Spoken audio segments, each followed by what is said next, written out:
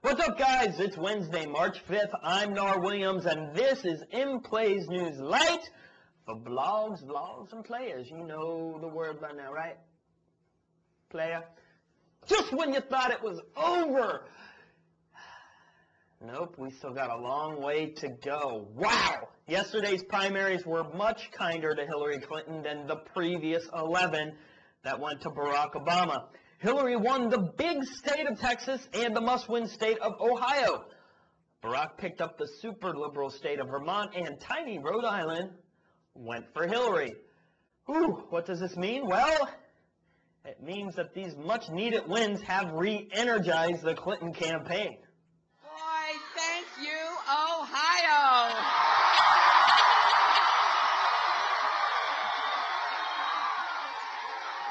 For everyone here in Ohio and across America who's ever been counted out but refused to be knocked out, and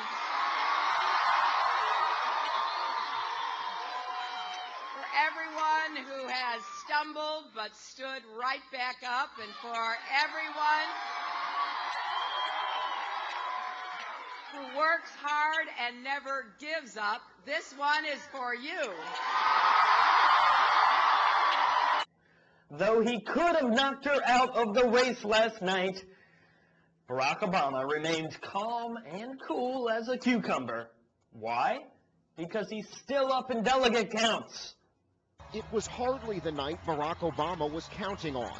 A win in Ohio or Texas would have pushed his campaign closer to the Democratic crown.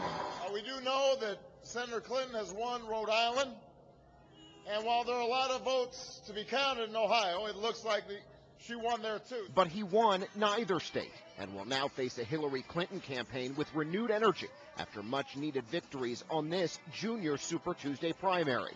Speaking to supporters in San Antonio, Obama chose not to focus on his Democratic rival, instead aiming his remarks at the presumptive Republican nominee. John McCain may claim long history of straight talk and independent thinking, and I respect that, but in this campaign, he has fallen in line behind the very same policies that have ill-served America. Clinton may claim the headlines, but Obama retains a delegate lead that may be insurmountable.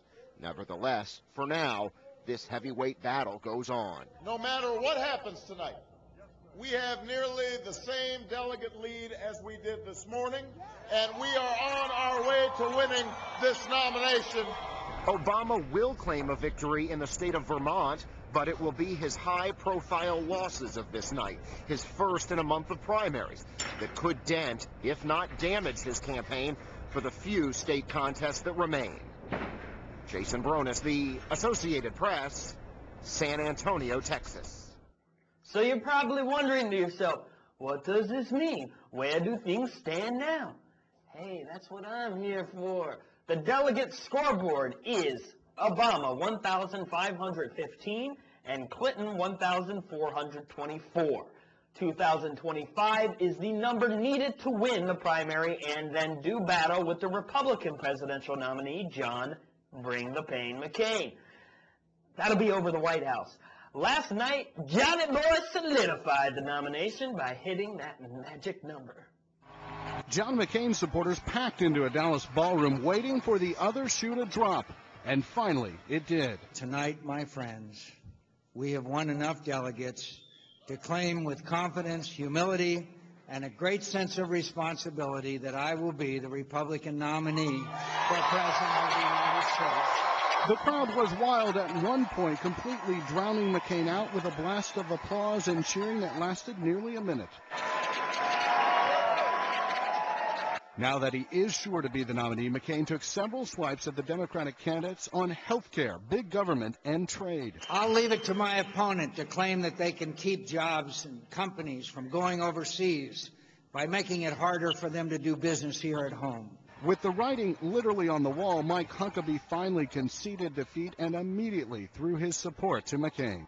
And now we join with Senator McCain and the rest in our party to continue that battle, to continue that fight, not for who gets elected, but for what we do in maintaining liberty and freedom when we get elected.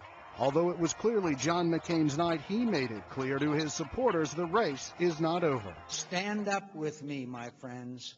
Stand up and fight for America, for her strength, her ideals, and her future. The contest begins tonight. So what's next for John McCain? Well, he's traveling to Washington, D.C. to pick up a pretty big endorsement from the President of the United States, George W. Bush. Especially interesting because these two battled it out just about 8 years ago. Rich Matthews, The Associated Press, Dallas. Come on, George, let's cut a rug. Cut a rug with me, George. Yeah, only 10 months left in the White House. If that ain't reason to dance, I don't know what is. Good old GW. He's such a card. A big, lovable doofus. Minus the lovable part. President Bush today chatted about the economy as bankruptcies are up 28% this month from the year before. Of course, Bush is an expert on bankruptcies, having bankrupted an oil company in Texas. He started off by saying, we need to get off foreign oil. Really, Mr. President? Listen, let me start first by telling you that America's got to change its habits. We got to get off oil. And the reason why is, first,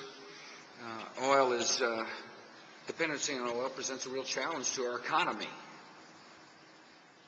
As economies grow, and we want all our economies to grow. I mean, we want people to be prosperous. We want people who live in poverty to be able to grow out of poverty. We want there to be general prosperity, but as economies grow, until we change our habits, there's going to be more dependency on oil. My job as the president of the country is to put pro-growth policies in place.